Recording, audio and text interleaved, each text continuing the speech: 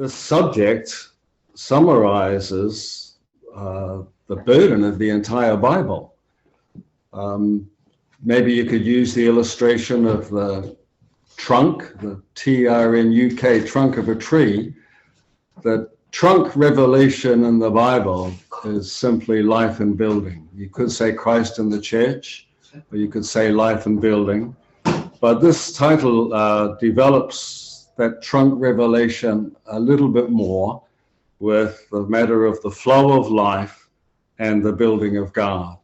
So when we talk about the flow of life, we're actually referring to what is expressed in Revelation 22:1, the river of water of life, which is God in his process flowing into man and filling man with himself.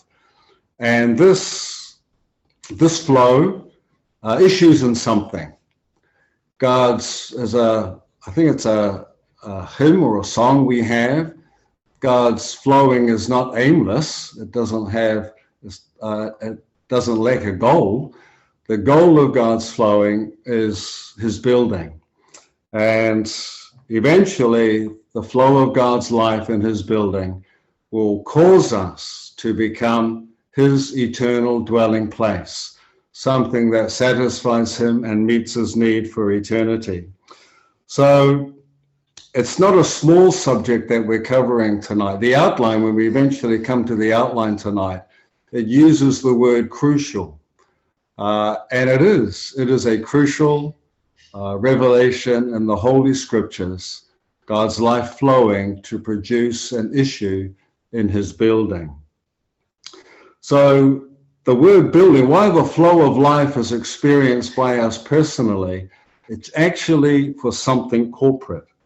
So the flow of God's life will always make us buildable. It will always cause us to become more corporate than perhaps we have been previously. So we experience the flow of life personally, but it's for something corporate.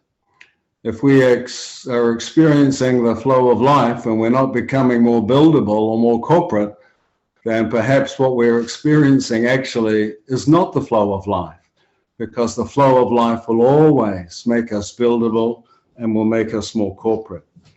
So I think we realize by our natural birth, we're men of clay, but this flow of life will actually change us. The ministry uses the expression stone men. We were born naturally as clay men, but this flow of life in a normal, miraculous way can change us. It can make us stone men. So experientially, we have to treasure the flow of life. Of course, we treasure the Lord objectively as a person in the heavens on the throne.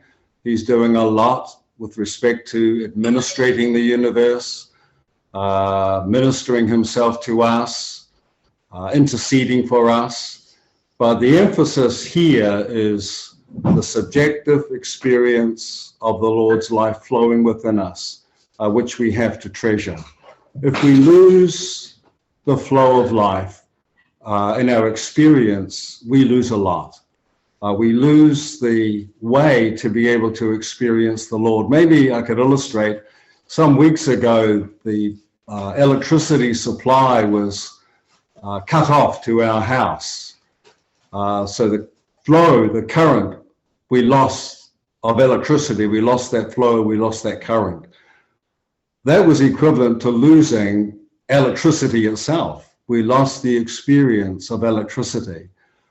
And if we lose the current and the flow of the Lord's life, it's equivalent to losing, in our experience, it's equivalent to losing God himself. We just have no way to be able to experience him if for some reason we lose the flow of the Lord's life within us. So I'd just like to refer to some verses. Genesis chapter 2, verse 10. And a river went forth from Eden to water the garden. The verse immediately before verse 10 is verse 9 on the tree of life. And then verse 10 talks about the river, which signifies God himself, the river of water of life flowing. And then when you come to the end of the Bible in Revelation 22:1, says, he showed me a river of water of life, bright as crystal. So this river here is just a symbol of God in Christ as the Spirit flowing himself into his redeemed people to be their life and their life supply. So I appreciate the little phrase, he showed me. And I was praying over this today, Lord, show me. It's not advisable to assume that we have seen everything there is to see with respect to the river of water of life. So like John, we want the Lord to show us more concerning the flow of the Triune God. The more he flows, the more he swallows up negative things. The byproducts of death can be swallowed up by the flow of this water of life. One negative byproduct of death I seem to be assailed by periodically is anxiety. Whenever a letter from the government or an official looking letter but gets pushed into my through my mailbox, there's this little surge of anxiety in my heart. So whether it's small anxieties or whether it's big anxieties, the flow of the river of water of life can swallow up all manner of negative things within our being. I think someone said that anxiety is Satan's calling card, right? And the ministry does say that anxiety is the sum total of our human life. But in this flow, brothers and sisters, there is no anxiety. There is no anxiety in the river of water of life. And then according to Revelation 22:1, this flow can make us as clear as crystal. That means it can purify us. There's no opaqueness in our being. There's no opaqueness in our living by the flow of the river of water of life. And then it also produces, it not only swallows up negative things, it not only purifies us to make us as clear as crystal, this flow also produces us as precious materials for God's building. So in summary on this first introductory point, God's purpose depends on the flow of the river of water of life. He has no other way to accomplish and carry out his purpose other than by the flow of his life within our being. And then a second point concerning this introductory word is related to the earthly ministry of the Lord Jesus, the earthly ministry of the God-man. And the brother who actually released the message from this outline, he referred to the Lord as a waterman. I just appreciate this description of that aspect of the Lord's earthly ministry. He was a waterman, full of living water. And perhaps the case that most highlights this is the case in John chapter 4 concerning the Samaritan woman. She was a immoral sinner. Why did she sin in the way in which she did? She had 5 husbands. The one she was with was not her husband. It was simply because she was thirsty. People mainly sin because they're thirsty. And Hudson Taylor, who was the founder of the China Inland Mission in the 1800s and early 1900s, he defined thirst in this way: any unsatisfied longing of any kind. Any unsatisfied longing of any kind. So the Lord is mindful. He's mindful and he's concerned about the thirst, any thirst that exists within our being. So I'd just like to read Revelation 22:17. This is the Spirit and the bride, Christ as the Spirit and the bride, speaking at the end of this age. The The Spirit and the bride say, "Come." Let him who is thirsty come. Let him who wills take the water of life freely. Even at the end of this present age, the consummation of the age, the Lord is still calling the thirsty ones to come to him. So in his earthly ministry, he was there ministering himself as the living water. At the end of this age, he's still calling the thirsty ones to come and drink of him as the living water. Then how about in his coming back, when the Lord comes back to reign in the kingdom age? And Psalm 72 is a psalm about Christ's reign in the kingdom as typified by Solomon. And the emphasis concerning the Lord's reign in this psalm is very particular. And I'd just like to read to you verse 6 concerning the Lord's reign in the kingdom age. He will drop like rain upon mown grass, like abundant showers dripping on the earth. And the footnote there says, in his second coming, Christ will gain the earth not mainly by exercising his righteous judgment, but by coming like showers to water the people of the earth.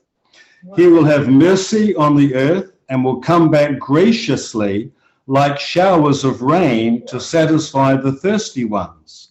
And that day, all the nations will be rained on by Christ and will be happy under his dominion. So when the Lord comes back, we may appreciate verses like, when the Lord comes back, he'll shepherd the nations with an iron rod. Yes, that's what the nations need. They need an iron rod, to be ruled over by an iron rod. But the emphasis in this psalm is that Christ reigns, R-A-I-N, on the earth, to a thirsty earth. And by that flowing, by that reigning, he will recover the entire earth. So even in his coming back, there is this emphasis of the Lord as rain, as rivers of water of life, to water thirsty people. So just to conclude this introductory portion, saints, there is a definite relationship between the river of water of life and God's purpose. And there's a definite relationship between the river of water of life and the thirst in fallen human beings. So God's purpose is fulfilled by the river of water of life, and man's thirst is satisfied by the river of water of life. So what is this river of water of life? It's just the triune God process flowing. The enemy hates this, the enemy opposes this, and God's enemy will kill this if he can. So we need to be very cognizant of the fact that the enemy will do all he can to frustrate, obstruct, and hinder the flow of the Lord's life within us. And if we lose the flow, we must be willing to pay any price to get it back. God's purpose depends on this, and God's enemy will do everything he can to frustrate this. It's almost like there's no middle ground here. There's no sitting on the fence. If we have the flow of life, we're in the fulfillment of God's purpose, and our thirst is satisfied. If the flow of life is hindered by something related to God's enemy's opposition, then God's purpose is hindered, and we will also experience some dissatisfaction. So let's come to the outline, saints. We're just on Roman numeral 1 on this outline. So let me read. In the scriptures, the concept of the unique flow of life, the divine stream, is crucial. So from the verses there that are under Roman numeral 1, we can realize that there is this line of the unique flow, the divine stream throughout the scriptures. A says, the Bible reveals the flowing triune God, the Father as the fountain of life, the Son as the spring of life, and the Spirit as the water of life. I think it's a tremendous blessing to be under a ministry that presents the triune God as a flowing river. I'm not conscious, I'm not aware of anywhere else other than in the Lord's Recovery where the ministry presents the Triune God in this way. In 1999, my wife and I, we migrated from one church to a city where there wasn't a church. We were there from 1999 to 2007, a period of 8 years. The name of the city is Rotorua. Probably 90% of all tourists who visit New Zealand visit Rotorua. It's built on a very picturesque lake. The scenery is very pleasant, very nice. And just outside of the city, there is a spring called Hamarana Springs. And to get to this spring, it's about a 15 or 20-minute walk from the car park. You have to walk through a very pleasant stand of Californian redwoods. Probably 100 years ago or so, someone planted this forest of Californian redwoods. And after about a 15 to 20-minute walk, you arrive at the spring. And what you immediately notice is how quiet it is, how silent. You're standing on this wooden platform looking at the spring, and it's just so quiet and so peaceful. And then you're impressed with the tremendous power that there must be from within the earth, millions of gallons per hour of water come out of the spring. So there's tremendous power, energy, to cause the spring to flow in such a way. The fountain is hidden. The fountain is invisible. It's buried deep in the earth. You can't see it. It's hidden and it's invisible. But that fountain emerges into a spring. And that spring is very apparent. It's very visible. Then the spring becomes a river. It becomes a flow of water. And eventually that river, that flow of water, reaches its destination, which is Lake Rotorua. If you were in a canoe or a small boat and you got into that river, you would reach the destination of Lake Rotorua. I think you can probably realize what the analogy is talking about. The Father is the hidden fountain. He's the invisible, hidden fountain. But he emerges in the spring. He emerges in the sun. And then the sun became the Spirit. The spring becomes the river, the Spirit.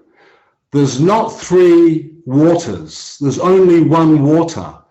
But it's one water in three stages: the fountain, the spring, and the river. We only have one God, but through his stages or his processes, the fountain emerges into the spring, and the spring has become a river that has entered our being and that is flowing in us.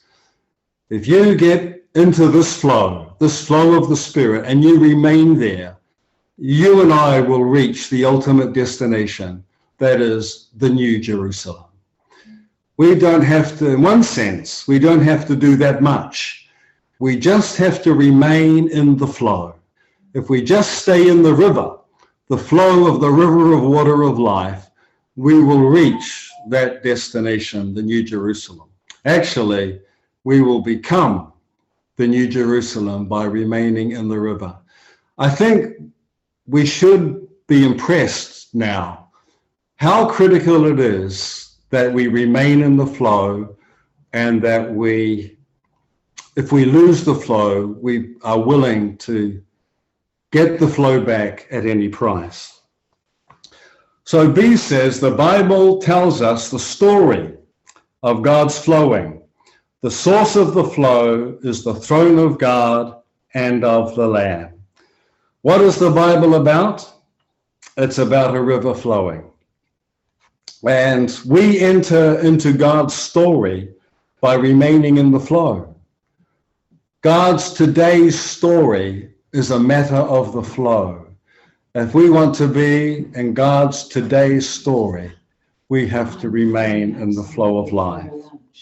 In the scriptures, there is only one flow, only one divine stream. The divine stream has been flowing throughout the generations, is uniquely one. The brothers often testify concerning Brother Lee's experience. He had a promising work in the north of China in Chifu, but at a certain point, he was asked by the brothers in Shanghai to move, him and his family to move to Shanghai. At that time, he saw from the book of Acts that there is only one unique flow, and he was willing to give up what he had in Chifu and move to Shanghai, because in the scriptures there's only one unique flow, one divine stream. D says the book of Acts reveals that there is only one stream of the move of the Lord, and that we need to keep ourselves in this one stream. The scripture reference there is Acts 15:35-41, which narrates the story of how Barnabas left the flow. He got out of the flow. After this incident in Acts 15, there is no further record of Barnabas in the book of Acts. He was the one who brought Paul into the fellowship of the body of Christ when no one would receive him. They didn't believe that he had become a believer. He also brought Paul into the work in the church in Antioch. But in this portion, in Acts 15, there was a disagreement. He wanted to take John Mark on their second missionary journey, and Paul didn't agree with that. And Barnabas left the flow. So because there's only one stream and one flow on the earth, we have to keep ourselves in this one stream. E says the issue of our experience of the flowing triune God is that we become God's ultimate building, the New Jerusalem. We become this river city, if you like. There's another entity at the end of the Bible called the lake of fire. But here, where all the negative things are flowed, but here we become the city of water, the New Jerusalem. F says the destination of the flowing triune God is the New Jerusalem. So once the Lord begins to flow in the life of any believer, any and every believer, their destination, our destination is always the same. That is the New Jerusalem.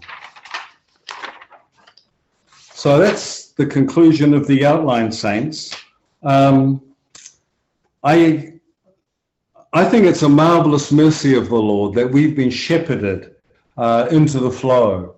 And I think day by day, we do need fresh mercies from the Lord to stay in this flow our whole life. So we need to look to the Lord for the renewed experiences that will deepen the flow and that will expand the flow within our being. Eventually, this flow does make us buildable. It makes us the material that is suitable for the New Jerusalem. It not only transforms us personally, but the flow of life will produce us as materials for God's building. Every Monday morning, my wife and I and another sister in the church in Glasgow, we read the book called The Economy of God with a new one. And just recently, we read a chapter in this book, which I found particularly helpful and touching, and I've exercised to practice since we read this portion a few weeks ago. I'm somewhat preempting a small point from next Thursday night. But I so enjoyed this matter, and I thought maybe as a preparatory speaking, I would refer to it. If you wanted to prepare yourself a little bit for next Thursday night, you could read chapter 10 from the book, The Economy of God. It's entitled The Digging of Our Inward and Hidden Parts. And in the time remaining, I do have a bit of time. I would like to read a few sentences to you from this chapter. The chapter is based upon, chapter 10 is based upon two chapters in the book of Numbers, chapter 20 and chapter 21. And in chapter 20, you have the rock that is smitten to flow out the living water, the water of life. But in chapter 21, you have a well that needs to be dug. And both aspects, the rock that has to be smitten and the well, are types of Christ, but in different aspects. So I'll just read a few sentences, saints. Therefore, in these two chapters of the same book, this is Numbers 20 and 21, there is first a rock which must be smitten for the living water to flow out, and then a well which must be dug for the water to spring up. If we read the scriptures carefully, we will realize that both the rock and the well are types of Christ, revealing him in two different aspects. The rock typifies Christ on the cross, smitten by God, so that the living water, which is the Spirit of life, may flow out into us. The well shows a different aspect.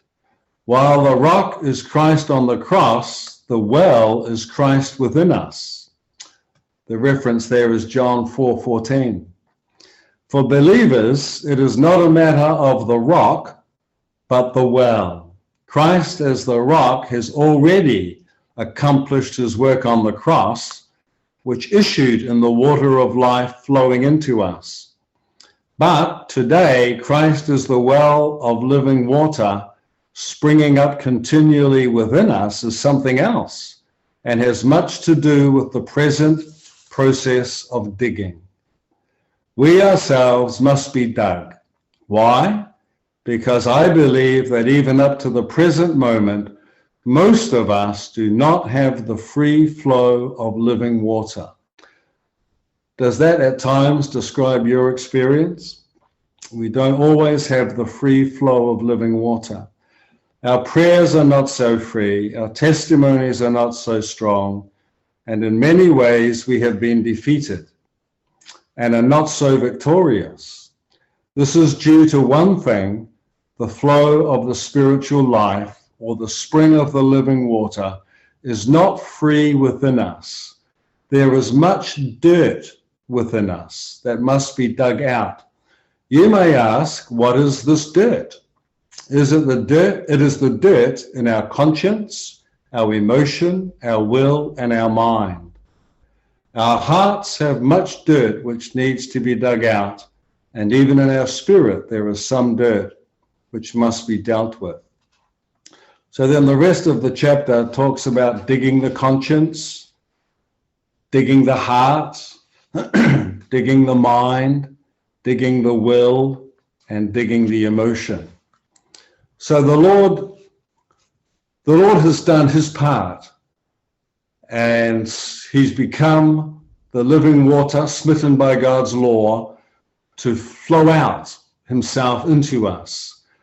On our side now, there's the need of some digging, some clearance of obstacles and frustrations that are within our being.